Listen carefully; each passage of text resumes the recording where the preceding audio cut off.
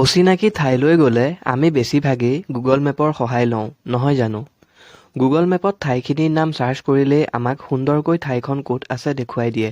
কিন্তু বন্ধুসকল, আপোনালোকে জানেনে গুগল মেপত এই ঠাইবোৰ কেনেকৈ ভৰোৱা হয়? বন্ধুসকল, মই আজি আপোনালোকক জনাবলৈ ওলাইছোঁ যে গুগল মেপত আপোনাৰ নিজৰ ঠাইখন বা দোকানখন বা ঘৰখন কেনেকৈ ভৰাব পাৰিব। আৰু আপুনি যে ঠাইবোৰ এড কৰিব, তাৰ ফলত গুগল মেপে আপোনাক সময়ত উপহাৰো দিব।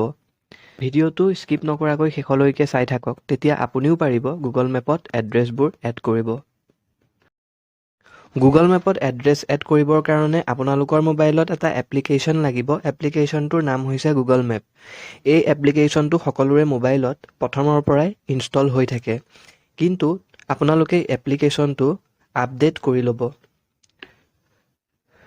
আপডেট কৰিবৰ কাৰণে প্লে ষ্ট'ৰটো অ'পেন কৰিব। প্লে ষ্ট'ৰটো অ'পেন কৰাৰ পিছত চাৰ্চ বাৰত চাৰ্চ কৰিব গুগল মেপ বুলি। গুগল মেপ বুলি চাৰ্চ কৰাৰ লগে লগে চাওক এই 3 নম্বৰ অপশ্যনত আহিছে মোৰ।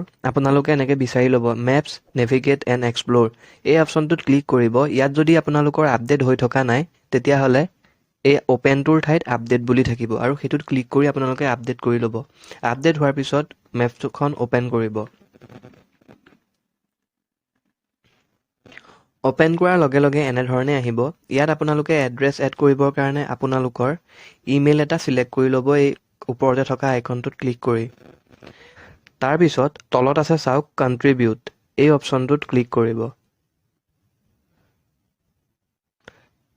কণ্ট্ৰিবিউট অপশ্যনটোত ক্লিক কৰাৰ পিছত ইয়াত চাওক ছেকেণ্ড অপশ্যনটোত আছে এড প্লেচ। এই এড প্লেচ অপশ্যনটোত ক্লিক কৰি দিব। এড এ প্লেচ অপশ্যনটোত ক্লিক কৰাৰ পিছত এনেধৰণে আহিব। ইয়াত আপোনালোকে যোনটো এড্ৰেছ এড কৰিব বিচাৰিছে সেই এড্ৰেছটো ইয়াত নেমত আপোনালোকে টাইপ কৰি দিব। আৰু আপোনালোকে কি কেটেগৰী, তেতিয়াহ'লে ইয়াত চাওক ৰেষ্টুৰেণ্ট আছে, স্কুল আছে, কেফ আছে, শ্বপিং মল আছে, এনেকৈ আপোনালোকে ইয়াত চাৰ্চ কৰিলেও পাব। চাৰ্চ কৰিলেও ইয়াত আহিব। যোনটো কেটেগৰী হয় সেই কেটেগৰীটো ইয়াত চিলেক্ট কৰি ল'ব। তাৰপিছত এই লোকেশ্যনটো ক্লিক কৰি পেলাই আপোনালোকে নিজে ছেট কৰি ল'বও পাৰে লোকেশ্যনটো। ইয়াত চাওক এনেধৰণে আপোনালোকে লোকেশ্যনটো ছেট কৰি ল'ব পাৰে। তাৰপিছত অ'কেত ক্লিক কৰি দিলে লোকেশ্যনটো ছেট হৈ যাব, যোনখিনি জেগাৰ আপোনালোকে এড কৰিব বিচাৰিছে।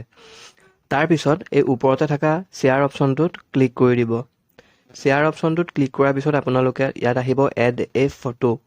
আপোনালোকে ইয়াত ফটো এড কৰিব পাৰে। এখনতকৈ বেছি ফটো আপোনালোকে ইয়াত এড কৰিব পাৰে। ফটো এড কৰাৰ পিছত শ্বেয়াৰ অপশ্যনটোত ক্লিক কৰি দিয়াৰ লগে লগে আপোনালোকৰ এড্ৰেছটো শ্বেয়াৰ হৈ যাব।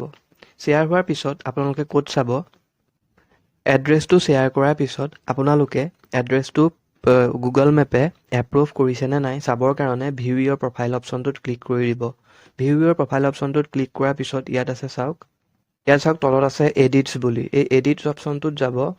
এডিটছ অপশ্যনটোত ক্লিক কৰাৰ পিছত এনেধৰণে আহি যাব ইয়াত যোনখিনি এড্ৰেছ আপোনালোকে ইয়াত শ্বেয়াৰ কৰিছিলে। চাওক ইয়াত নট এপ্লাইড, মই শ্বেয়াৰ কৰা এড্ৰেছটো নট এপ্লাইড হৈ আছে। মোক এইটো চাওক Google could not verify your edit, এই অপশ্যনটো দিছে। আকৌ 12 মাৰ্চত চাবলৈ দিছে। তো বন্ধুসকল, এনেকৈ আপোনালোকে গুগল মেপত আপোনাৰ ঘৰৰ বা কোনোবা ঠাইৰ এড্ৰেছ এড কৰিব পাৰিব আৰু গুগল মেপৰ পৰা উপহাৰ ল'ব পাৰিব।